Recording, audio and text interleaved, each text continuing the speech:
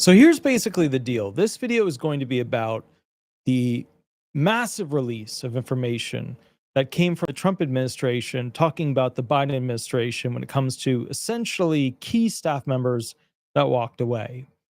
From OIG, the Office of Inspector General, they released basically this summary document.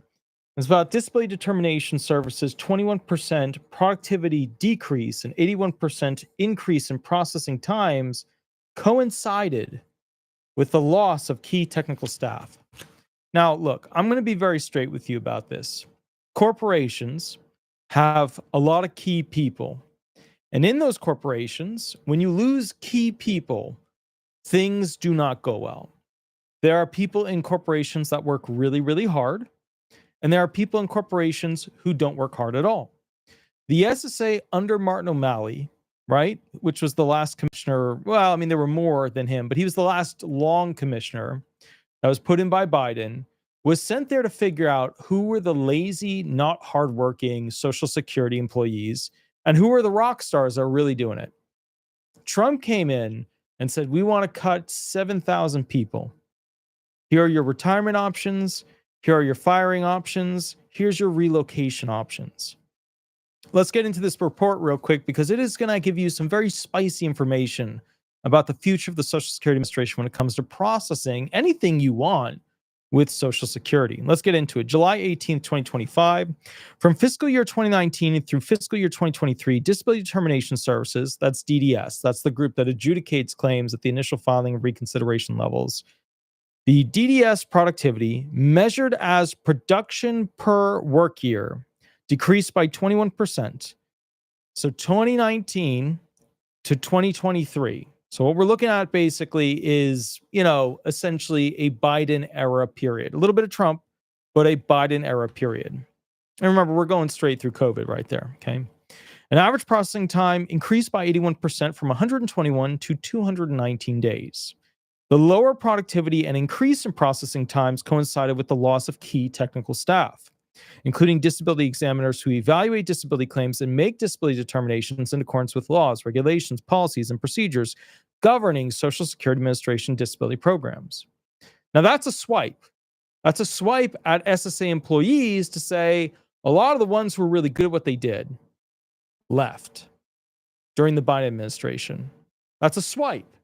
And what he's saying is that now the problems of the SSA falling on Trump were heavily influenced by Biden. Let's keep reading. And the charts are, you'll see. Fiscal year 2019, okay? Experienced examiners. Okay, that's where people knew what they were doing. They had 6,266. 2020, it went down. 6,183. 2021, 5,981. 2022, 5,804. 2023, 5,594. So we went from 2019, when it came to DDS examiners, we had 6,266. Now, 2023, it's down to 5,594. Now, with that said, 2024, it's up to 6,072 in 2024. Now, I want to point something out real quick, okay? And I think this is important. What's weird about this article is that the Donald Trump team, the Trump presidency, is pushing the idea that basically losing all these key staff individuals really hurt the Social Security Administration when it comes to processing benefits. I get it, but it doesn't look good when you then fire 7,000 people that work at the SSA. It makes it look like you're part of the problem, not part of the solution of getting more staff. Let's keep reading. Medical consultants, okay? Medical consultants, there was 2,370 in 2019. It went down to 2,071 in 2023. So they lost, 300 medical consultants. Hearing officers, they went from 415 in 2019 down to 293 in 2023. And then, of course, down to 281 in 2024. So across the spectrum, when it comes to 2019 to 2023, right, we saw an 11% decrease in DDS reps. We saw a 13% decrease in medical consultants. Those are like, the doctors that review your documents that you don't actually go see. We saw a 29% decrease in hearing officers. That ain't good. That's really, really bad. Okay. The lower productivity and increase in processing times resulted in a 15% reduction in disability determinations from 2.2 to 1.9 million, and a 96% increase in the number of pending determinations. Okay. So many of you are sitting back wondering, why is it taking so long for my disability claim to basically be approved? Why is it taking so long for them to even figure out what's going on with it? They don't have the people that they need. And the people that they're getting are not trained for very complex jobs. All right, let's take a look at this. So fiscal year 2019, right? And the ironic thing is Trump is saying, basically in his last year, you know what I mean? Because, Biden was the 2020-24 spiel. In his last year, Social Security was in a better spot than it was throughout Biden's, presidency. And it's not wrong. COVID changed a lot, but no, this does fall on Biden. It does fall on the, his handling of the Social Security Administration. Okay. But at the same time, you go to 2025 and the numbers get really bad. So it's a weird thing to project. They're projecting from 2019 to 2023 that Trump was a better president for Social Security than Biden. But then if we look at the numbers for 2025, it's not good for Trump. It's very bad. But they didn't include those numbers in this. Hey. Now, with that said, let's look at this. Average processing time for Social Security benefits when it comes to disability in this case. All right. 2019, 121. 2023, 219. 2024, 238. That was an 81% increase from 2019 to 2023. Let's look at 2019 for claims received. So in 2019, they received 2,280,118, which is it's a lot. It's a lot of claims. 2023, it was just slightly below that at 2,162,203. 2024, it rose to be above the 2019 amount of 2,294,578. But between 2019 and 2023, the amount of claims received only decreased by about 5%. Negligible, not a big deal. Although somebody's going to argue with me in the chat. I know it. Now, disability determinations cleared. That went down from 2019 to 2015, or 2019 to 2023, 15%. Disability determinations pending went up 96%. Okay. Now, I just want to go ahead and point something out with this. Okay. 2023, we were still coming out of COVID. So I think to be fair, right, with the whole Biden situation, yeah, Biden didn't handle the Social Security Administration well. Yeah, he said he was going to do all these things for it. Yeah, he promised all these things, but they never really pushed. Agreed. But what they're doing with this statistical information is they're showing you Trump's last year and then Biden basically the year before his last when COVID was still playing with the numbers. What's going to be interesting is once we get this information plus 2025. All right, the rate DDS full-time disability examiners separated each fiscal year measured an attrition rate, ranged from 13 to 25% for an average of 19%. The overall average attrition rate for total DDS staff, which is like how many people left, during this time was 13%. Okay, so basically, DDS reps were leaving the Social Security Administration because during Biden's time with COVID, to be fair, trained people at the SSA, they didn't want to be there. They were leaving for other jobs. We'll just call them other jobs. Okay.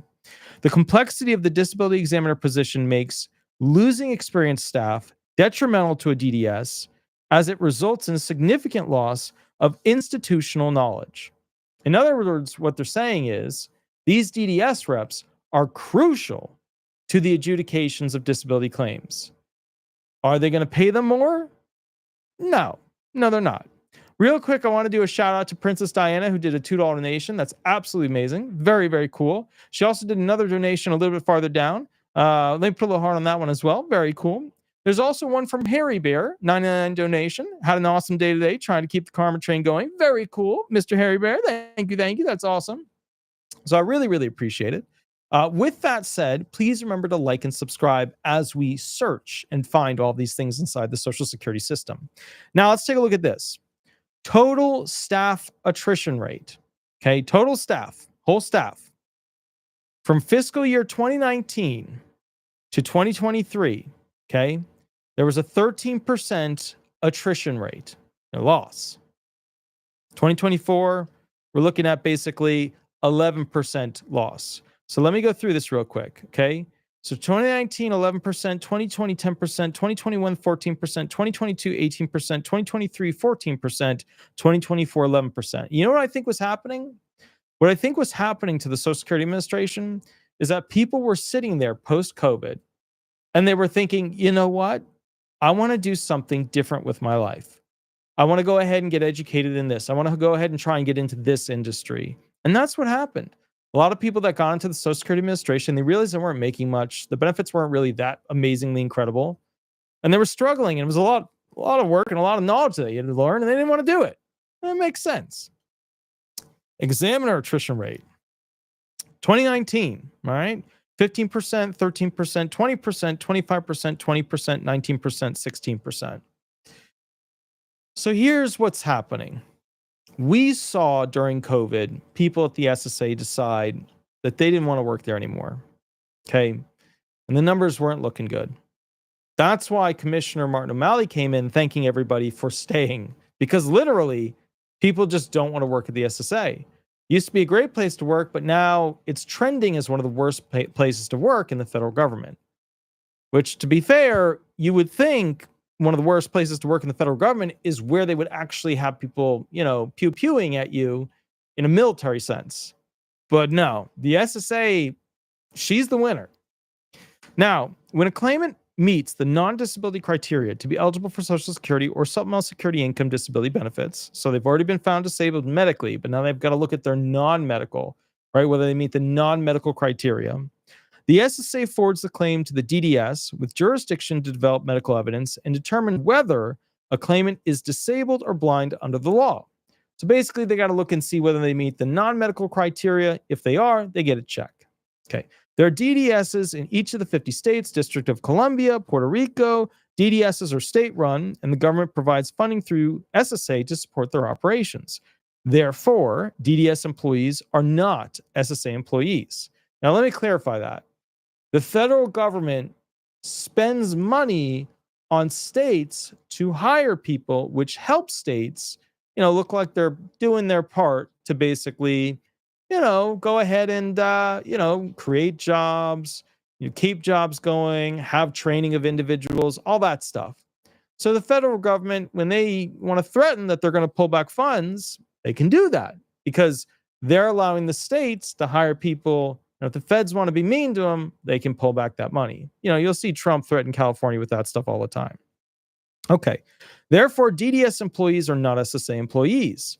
States provide DDSs with sufficient qualified personnel to ensure disability determinations are made accurately and promptly, while SSA provides the funding to cover DDS costs, including staff salaries, office expenses, and other operational expenses. So in other words, the feds pay for the DDS reps, which are like the little judges or the mini judges or the baby judges. They're not ALJs. They're not AAJs. They're not administrative law judges. They're not, appellate administrative judges, right? They're not those. They're before those people, right? They're people that they can pay a lot less money. They don't have a law degree, that kind of stuff. The 10 states with the highest average processing time for initial disability claims during fiscal year 2019 through 2023, ranging from 189.8 to 216.5 days includes. So what I'm about to tell you are the places that you don't want to have a disability claim because you are going to wait the longest amount of time to get an actual adjudication. All right, here we go. The average processing time. We're going to start with the top 10, but we're going to start at number 10 being the least worst of all of the worst states. So it's the least worst of all the worst states. Number 10, Illinois, 189.8 average processing time for initial disability claims in days. So it takes 189.8 days to process an initial filing in Illinois. Florida, 190.1 days. Okay, so you file a claim, it'll take 190.1 days to usually get a decision. And remember, these numbers are actually low because they have a lot of people end their claim, or they have a lot of claims that aren't eligible. So it throws the math off. Right now in Florida, it's somewhere between 12 months to around 18 months. And it's more like 14, 15 months, which is obviously more than 190.1 days. But remember, this statistic is based off of people who apply for a program and they're not eligible. So boop, their claim gets kicked out, and that throws the numbers down. Nevada, 195.6 days. New Mexico, 196.1 days. Maryland, 199.9 days. Georgia, 206.5 days.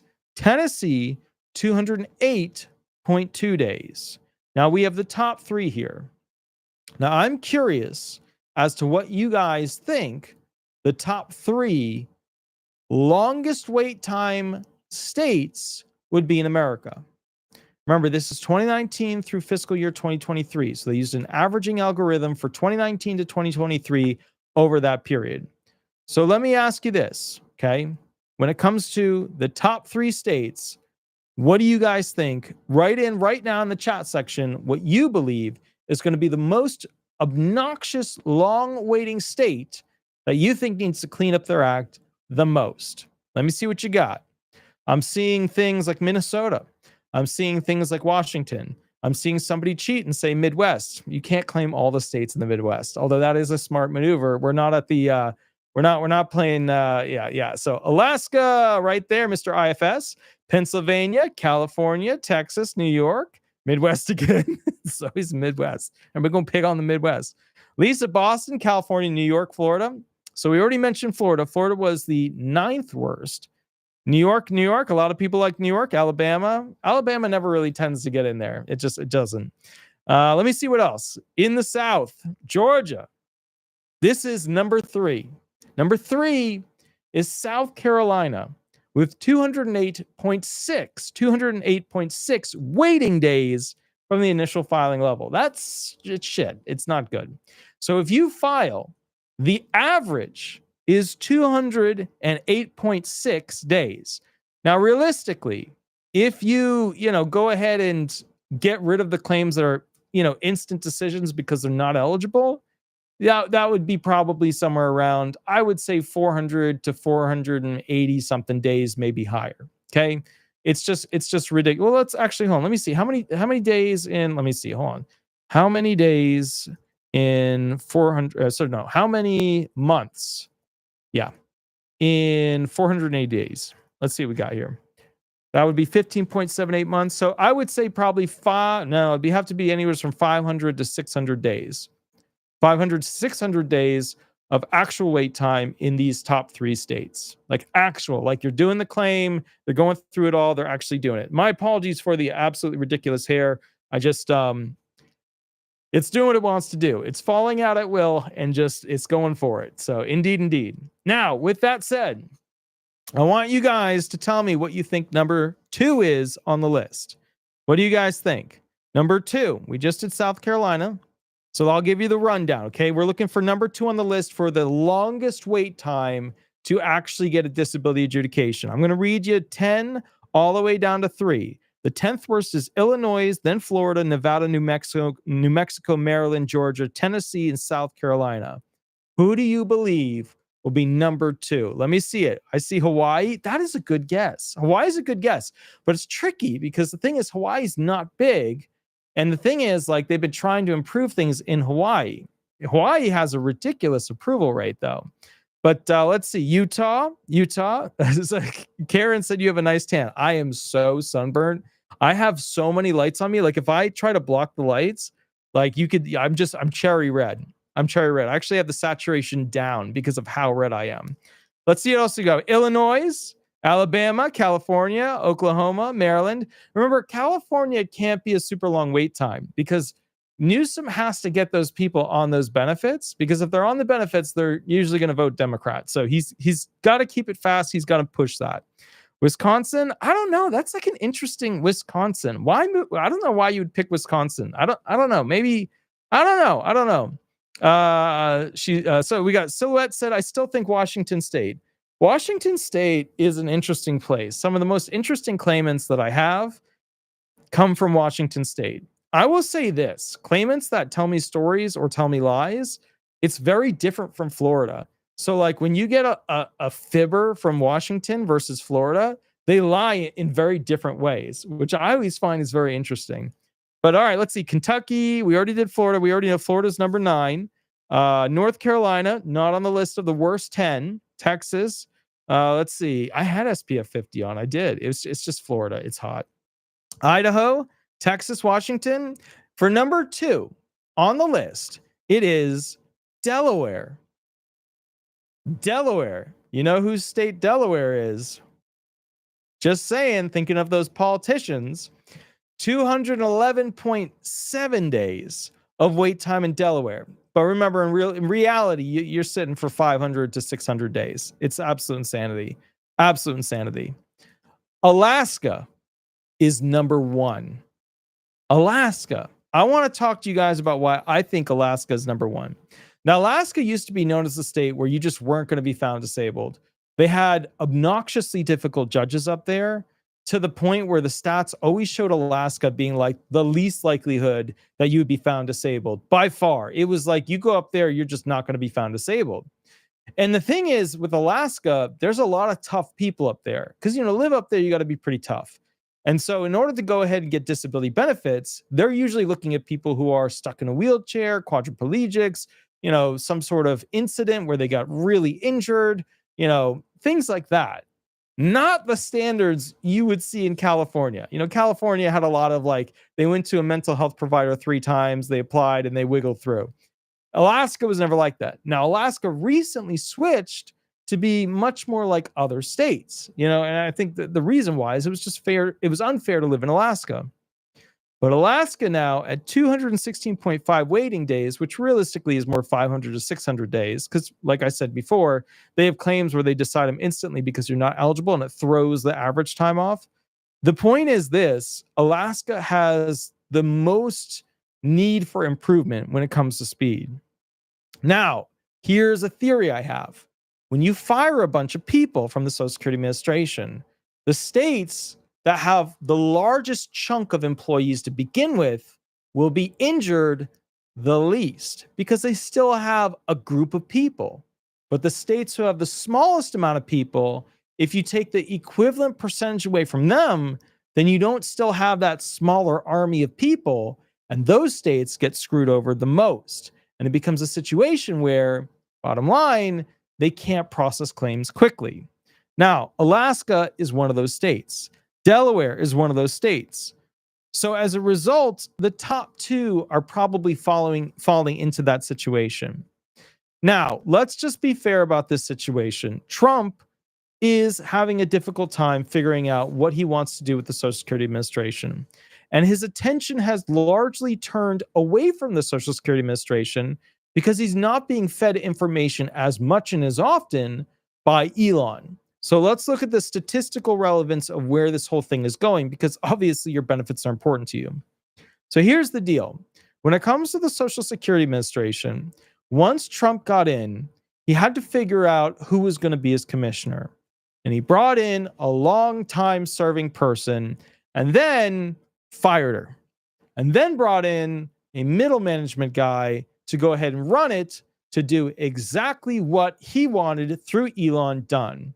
And that was to slim down the agency, cut back where things could be cut back, and basically go ahead and create this slim, quasi-functional, not totally functional. And just so you guys know, I don't know if you're aware of this. I had a hearing today. I was at the homeless office today working with homeless. The entire ERE system that the appointed representatives, the attorneys, use to look at claims was down, I think, for the entire day. It might have been most of the day.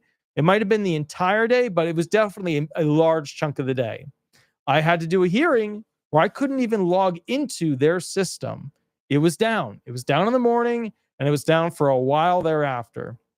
And the weird thing about it is that this is definitely more common for me than I remember it being.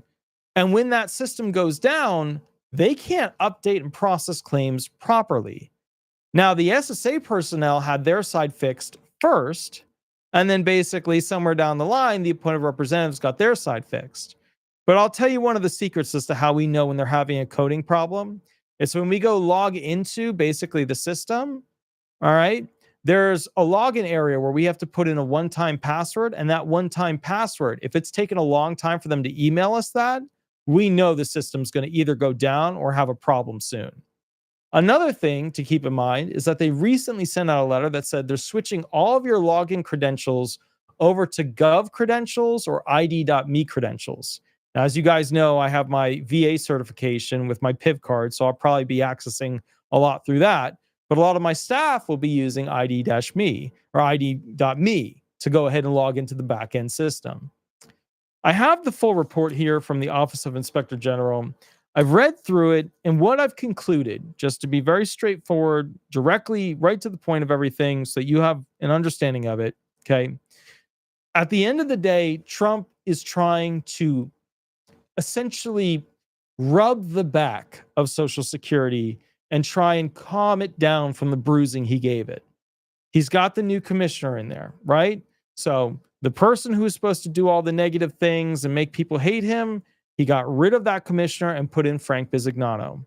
Now, let's just be fair here. Frank Bisignano has an almost impossible job with fixing the SSA. The trust funds are running out, which means there will be a version of a collapse where many people, all retired people, will not get enough money. In the next presidential term, that will likely occur. It's not good. Also, they need to hyper automate the system because they don't have enough employees now to go ahead and run the different divisions. That's the whole point of this report. There's not enough people to do the stuff, so everything's taking a really long time. Another thing that you have to keep in mind is that Frank Bisignano has almost this, like, I don't even know how you'd put it, but this ridiculous task of having to bring AI into the SSA at extremely high levels and have it work. Now, you might be thinking he can just take what other corporations have and boop, put it into the system. But the Social Security Administration has an ocean's worth of law, regulations, and policies that are constantly changing nowadays. If you go to the policy press area, right next to the emergency messages area where they put a lot of back-end stuff for their staff, you'll see that the policy changes are almost every day. So the problem is they've got to build in artificial intelligence to answer phone calls, give information, do a lot of processing of claims, pull out stuff for the adjudicators, and they've got to get it to work really quickly. Now, we know they're working it because they have currently 23 artificial intelligence models working with the data. It is odd because a lot of people, I remember when I made that video and a lot of people got really mad at me. They're like, how dare they have my information inside artificial intelligence because the machines will take over me. They got 23 programs that they've been running for years and years and years. They got an artificial intelligence program that they had going way, way back into the 2000 era. Like, you know, the very beginnings of that era. Actually, they had one going into the latter 1990s too, although it was very, very simple. So the bottom line that you have to understand with this is that the SSA is going to go through a massive change. A massive change. And to some degree, I hope you are figuring out the problem with that. The main problem is that the SSA is going to be equipped with supercomputers that can basically figure out whether or not you're disabled without the same human emotion. Your only competing interest at that point is to basically have a really good knowledge of disability law or hire an attorney to then combat the artificial intelligence. And that's scary because artificial intelligence can learn every single Social Security law almost immediately, right? It's just, they now have computers, just so you know, that can process more information than the combined mental capacity of the human race. So just to like understand that, just to like keep that in mind, right? They now have computers that have the capacity to learn everything about everything immediately, to create new fields of science, figure out how the new elements are built. They just came out with a new editing function for RNA that's even DNA stuff that's better than CRISPR. So the point I'm getting at here is that as a result of this, in the next 2 to 3 years, to obtain benefits, to keep or retain your benefits, you are going to be reviewed by artificial intelligence, and you are going to be battling artificial intelligence. Think about it this way, okay? Let's say that you received benefits 15 years ago, 10 years ago, 5 years ago, whatever. Could be 20 years ago, 25 years ago, 30 years, whatever. Doesn't matter, okay? Let's say that you received benefits at some point. Nowhere in the history, again, nowhere in the history of you receiving these benefits have you ever been reviewed by artificial intelligence at this upcoming level, where it will auto-suck your medical documentation into the SSA, and it will mass review every single page and create a printout of pros and cons. It's kind of scary. And the scary thing about it is that there's really no way to compete against that other than to have artificial intelligence and an attorney on your end trying to figure out some way, some scheme to get you through again.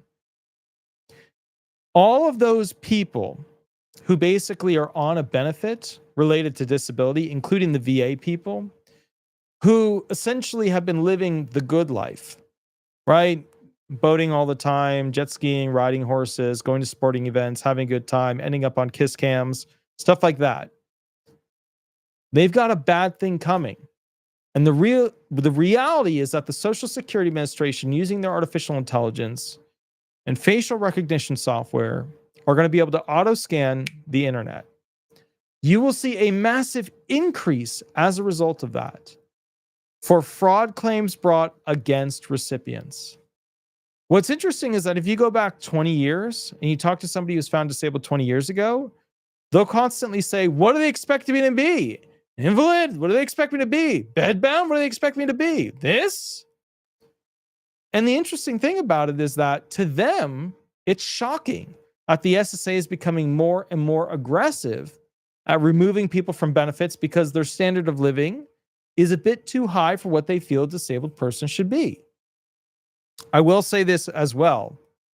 Under the rules and regulations of traditional VA, right, you see the PNT, they're allowed to work some, right? The TDIUs, they're not really supposed to be working, okay? TDIUs, it's like you get 100% even though you're not 100%, and then you just can't work, right? Veterans have enjoyed for a long time this existence of getting a pretty decent check, right? 100%, you're 45, 600-ish, and then there's different add-ons and stuff like that, and sometimes decreasing things too. But the point is, they get a pretty sizable check. And the government has been pretty aggressive with not messing with veterans, because who the hell's going to sign up to go rush into battle? But I can assure you, the new rules, the new regulations, the new direction of everything is that they don't want to see people receiving a disability check and running a marathon. They don't want to see people receiving a disability check and being a YouTuber. They don't want to see that going forward, because at the end of the day, it is not a good look for their program. Just like they don't want to see Social Security disability beneficiaries, out there constantly putting on a 2-hour YouTube show, and then basically they show stock footage, or no, they show time-lapse footage of them basically restoring a car.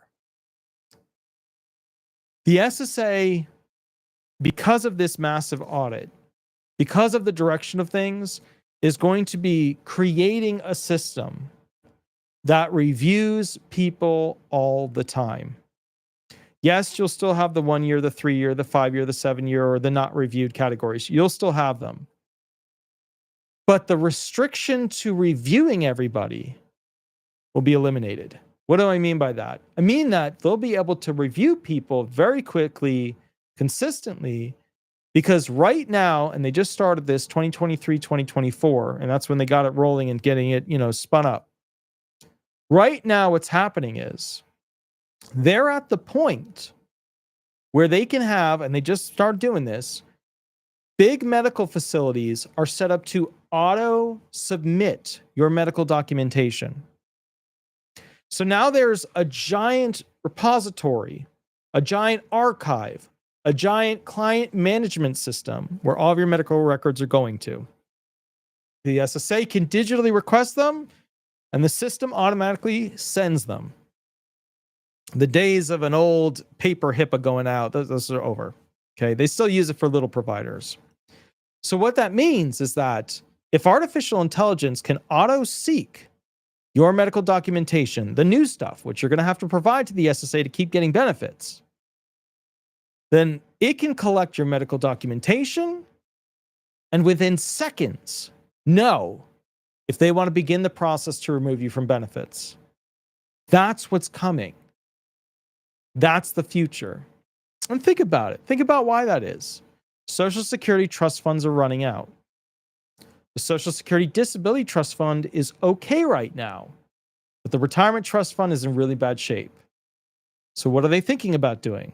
Well, if you can significantly reduce the amount of people trying to obtain disability benefits and trying to basically keep their disability benefits, then there will be more money in the Disability Trust Fund.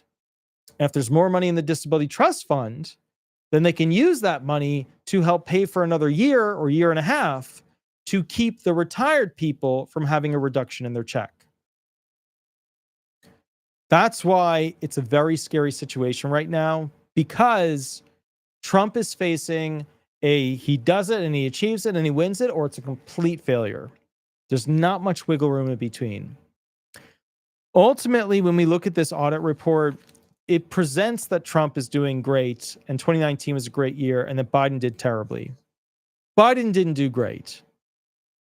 But the state of the Social Security Administration, which they don't include 2025 data for the most part in here, is worse off than when Biden was doing it, even with the whole COVID situation. I will say this to you.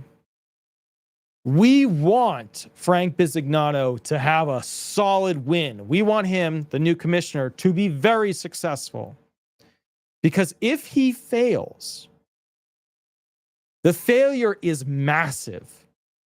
Because if he fails, the Social Security Administration is massively understaffed now, which means that if he can't hyper-automate it, it's only going to stress out and piss off the employees even more, and you're going to have more people leaving. Which means you want to do something, get some business done with the SSA, it's going to take a while. Might require the regional field office to, basically use their pointy shoes with the local field office to get it done. My point to you is this. We need Frank Bisignano to be successful, because if he's not, it's going to get really, really bad. And it's going to get bad for a long time. All right? With that said, I hope you guys are okay. I don't mean to scare you with this stuff, but as you can see, we are moving in the direction of there has to be a fix. There needs to be a Social Security savior, a white knight, or whatever you want to call it. There needs to be a major fix because we are in a very bad spot. We're just in a bad spot.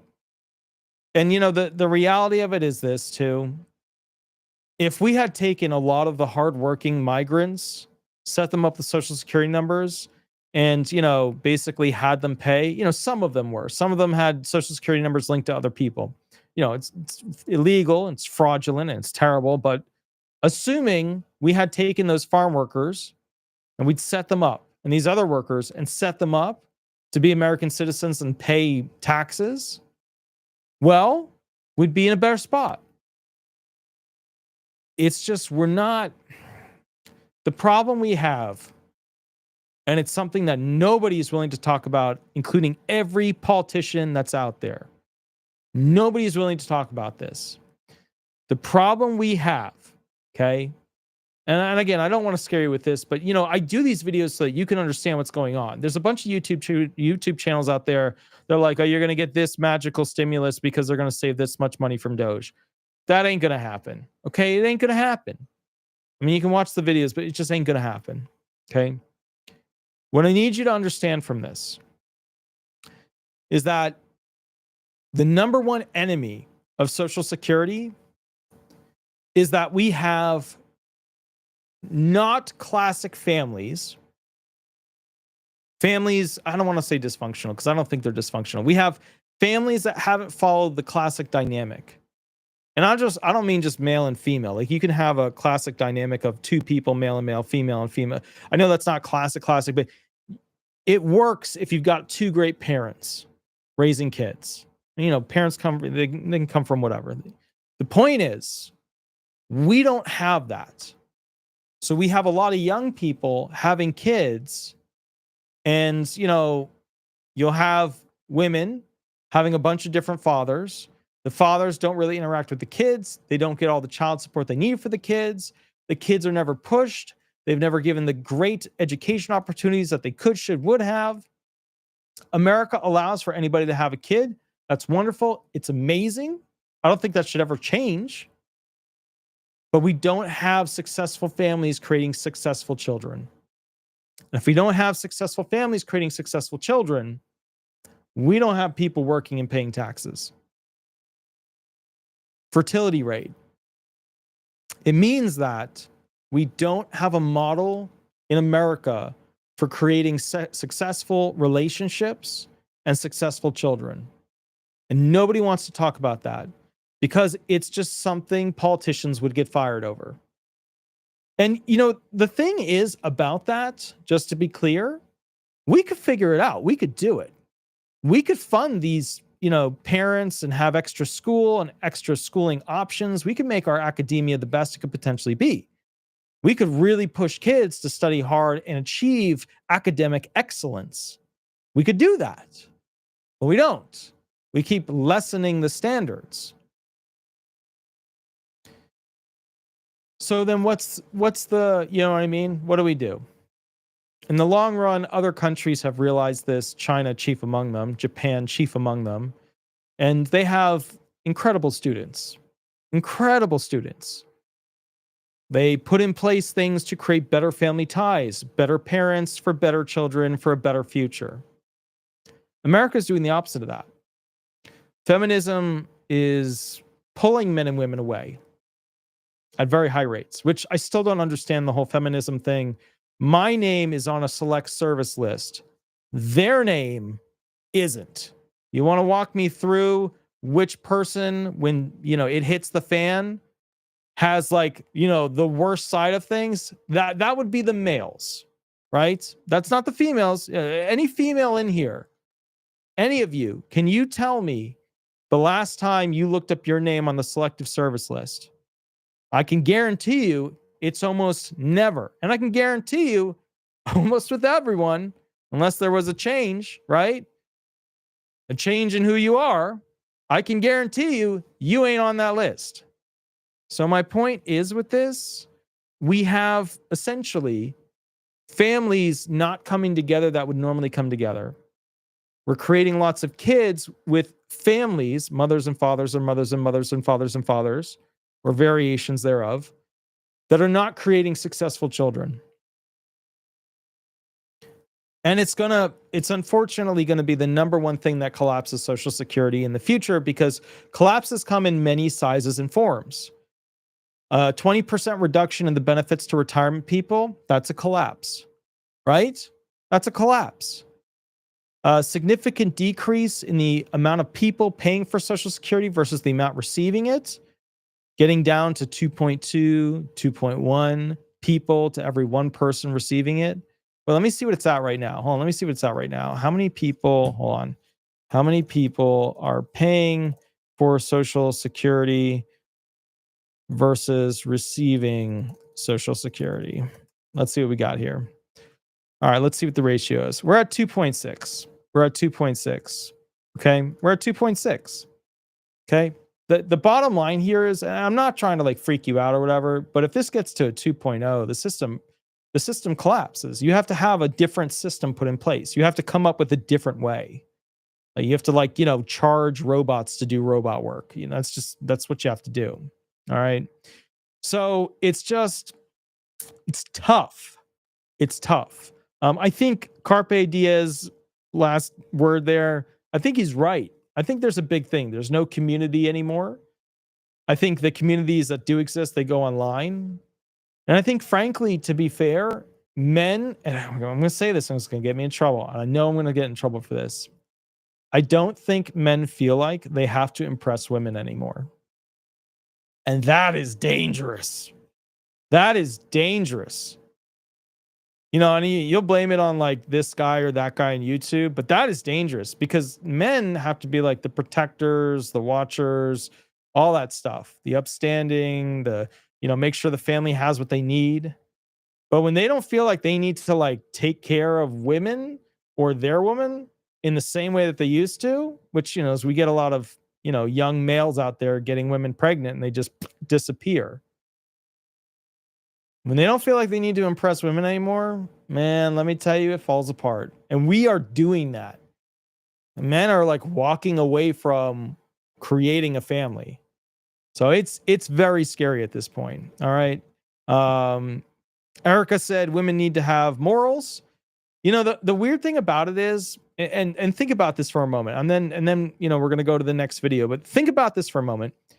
So women, right? They control who they can be with in the sense of, doing acts with that person, but they don't get to decide who marries them because that person has to make the choice and then propose. Although you could say, of course, that they could propose themselves, but again, that's a choice that they don't get to make ultimately. Inherent with that, women in this modern feminism model, they need to be able to survive, and men can't afford to pay for them because men don't make enough. So women are like, okay, well, I'm going to have to go out and get a job and make enough money.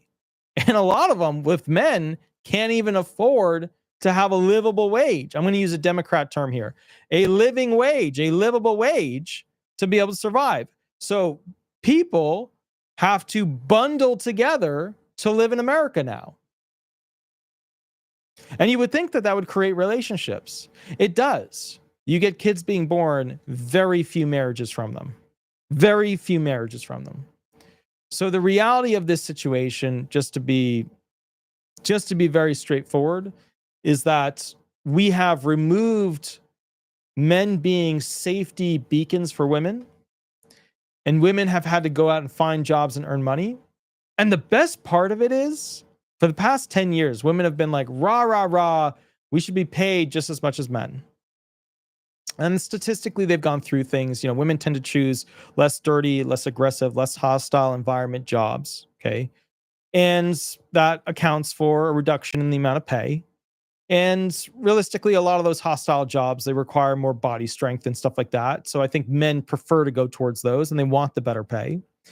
I think also, they found that men tend to work longer hours than women because a lot of their jobs, they're not just office jobs. There's a lot of guys out there that are like, they have to do it until it's dark. That's what they've got to do. They're going to work it until it's dark so they can meet their quota and get their pay. So I think there was a lot of that realization as well. But inherent with that, women have now successfully done so much in the office business environment that they will likely, in the not too distant future, succeed in being paid more than men, which is an interesting thing because now women will control our corporate existence. That's going to be interesting. It's going to be very, very interesting. All right. So bottom line is this. It's a lot to think about. Now, the next video, we are going to be talking about a doctor that worked with Social Security recipients, and he traded certain things for certain enjoyments. I will catch you at the next video. Please remember, and it's, it's one of those things where that doctor committed Medicare fraud. It's right in the notice. I don't do Medicare myself. I don't sign people up for Medicare. I did partner with a group. It is askchapter.org/disability. You can go to that link, and it's really easy. You just give them a call, and they'll do a tune-up on your benefits, basically, when it comes to your Medicare setup. Let them do it. It's free. You call them. Bottom line is they'll let you know if you've got a good program for your medications, your impairments, future surgeries, etc. Give them it's free. You know, when they say to you, like, go shop your insurance and figure out if you've got good insurance, it's free. Just give them a call. You know what I mean? I know you're busy. I'm terrible at calling insurance companies to like play the game, but you know, you can always give them a call. Anyways, I will catch you in the next video. Attorney Walter Hnot, please remember to like and subscribe. Hit that like button. There's only 354 there. Come on now. Also, head over to Google, type in Disability Resolution Law Firm or Disability Resolution Florida. Throw some stars up there on the corporate page. They always make me feel better. I go live on Mondays and Thursdays to answer Social Security disability questions for free as the most viewed, subscribed to, and clicked on Disability Attorney. Obviously, if you need disability benefits, you can always give me a call at the 9 to 5. With that said, please remember we are now doing not just 1 hour consultations, but half an hour consultations. So if you want to basically, pay for a 30-minute or 1 hour period to get access to my brain to figure out some issue you're having, we have that now. I'm going to be updating the bio tomorrow with the new contract. So it's not just 1 hour consultations. We're going to be doing 30-minute consultations as well. But remember, and this is important, the 30-minute consultations will actually be 30 minutes. Whereas the hour people, I always gave an hour and 10 to hour and 15 minutes because y'all always needed the extra time. Because the more you ask, the more you learn, the more you realize you got to ask more questions. I'll catch you a little bit later. I'll see you at the next video. Give me about 10 minutes and we'll rock and roll from there. Attorney Walter Hnot, thank you so much. Bye-bye, everybody. Bye-bye.